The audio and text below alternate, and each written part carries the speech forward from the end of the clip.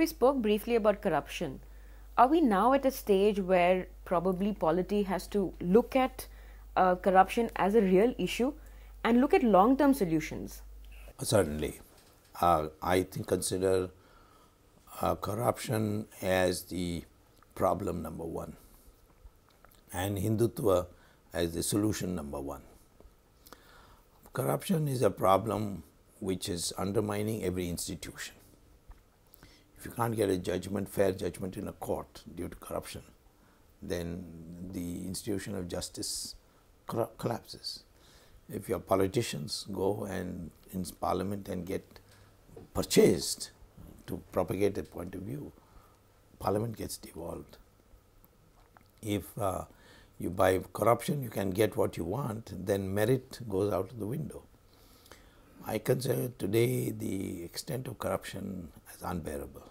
That's why I'm heartened by the reaction of the people to this 2G thing. I mean, suddenly people obviously had felt hopeless, nothing can be done. And now we're beginning to feel, yes, something can be done. I think we need to clean it up, and otherwise we'll be purchased from abroad. This 2G spectrum has benefited both the ISI of Pakistan, because through the back door they have entered. Etisalat is a Pakistan company. Telenor is a company totally dependent on Pakistan for a market. LTT comes in through Raja. Raja comes from a district which is LTT dominated. And you can see today that Kaspar, he is a 100% LTT man. Kandimuri herself was a member of LTT when she was living abroad in Malaysia. So, from corruption it will go to terrorism. Without corruption there can never be terrorist financing. So it's a number one problem. Vicious cycle. You can solve the problem of corruption by a variety of ways. One is Rajiv Gandhi brought in computerization of railway reservations, and what did he find? Now we don't have any. You must have been too young, but it was hell in the 70s to get a railway ticket. You had to bribe, otherwise you won't get a railway reservation. It's not anymore like that. That's because of computerization. So one method is bringing in science and technology and removing this discretionary power. The other method is, I've shown this mathematically in my book, Corruption and Corporate Governance in India. Even if the probability of detection is low, if you catch somebody and then you give him hell, that by the calculus of expected value, which is a statistical term, everybody on his own will become honest. In America, one of the biggest scamsters of recent period is a man called Madoff. You must have heard of Madoff. He confessed to his crime about the same time as Ramalinga Raju. In 6 months, Madoff was in jail for 150 years. Ramalinga Raju is still in air-conditioned hospitals. Unfortunate.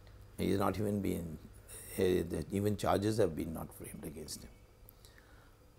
The case of Raja, I asked permission from the Prime Minister in 2008. Till 2010, till the Supreme Court intervened.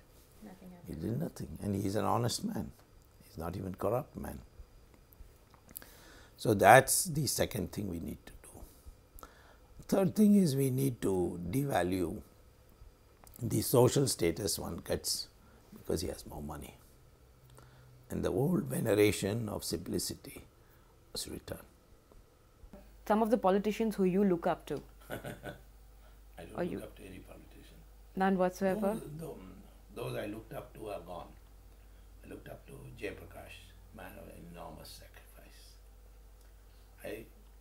didn't know, but I look up to Gandhi, not because of his non-violent struggle. He made men out of mud. Today it has become a fashion to make mud out of men.